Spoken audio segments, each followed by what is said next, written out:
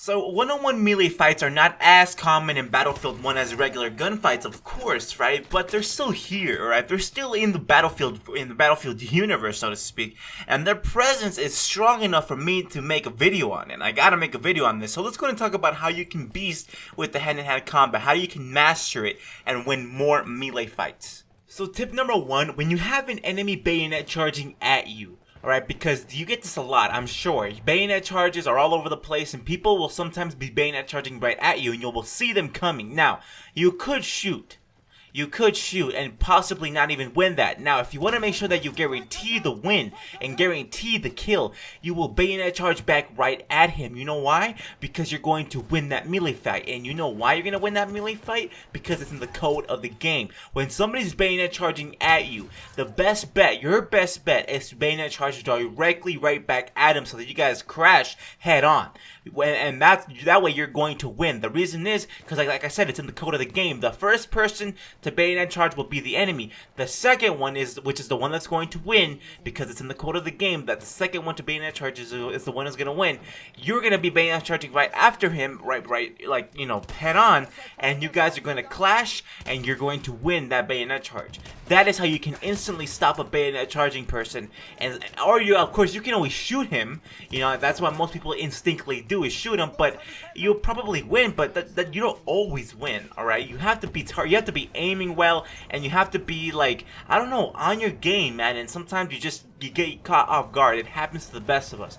So I really recommend that you bayonet charge right back at him. That's gonna guarantee you the kill. Now, I understand that you won't always have the bayonet on you. Like, you're not always going to have a bayonet on your rifle. Now, if you find yourself in a situation like that where you don't have a bayonet on your rifle and somebody else is bayonet charging at you, your best bet in that situation is to make a 90-degree turn. Now, turn directly left or turn directly right and keep sprinting for a little bit, for a few seconds. What that does is that takes advantage of the fact that the guy who's bayonet charging at you cannot make sharp turns. That is what that's taking advantage of it, and if you do that, you'll actually get him from behind. You do it right, and he's not going to be able to turn right at you, and you will get him easily from behind. That's how you will shoot him from behind, and you will totally win that gunfight.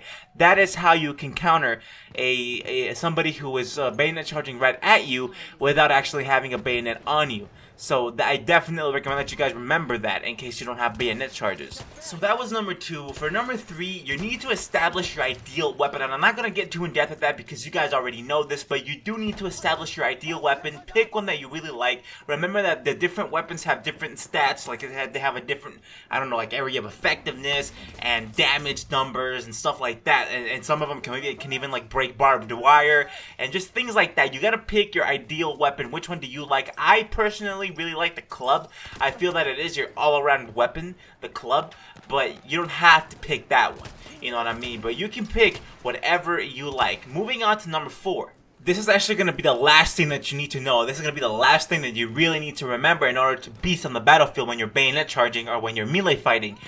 Remember that you will always kill the target when you're getting them from behind. No matter what the weapon is, no matter what the melee weapon is, you can attack them from behind and you will kill them. How to know that? How to know at what angles you're going to actually be able to do that is that your soldier is going to raise his weapon almost as if he's ready to attack. Like, that's basically what he's going to do, and that's how you're going to know. He's going to raise up his sword or raise up his knife or raise up whatever the hell you're using for your melee, and he's going to be able to attack him, and it'll enter an animation that will basically end up with him dead on the floor. Like, that is how you know if you're gonna be able to get him in one shot. If he lowers his weapon, that means you're not gonna get him in one shot. You're gonna just stab him, and it is gonna do some damage, but it will not kill him in one shot.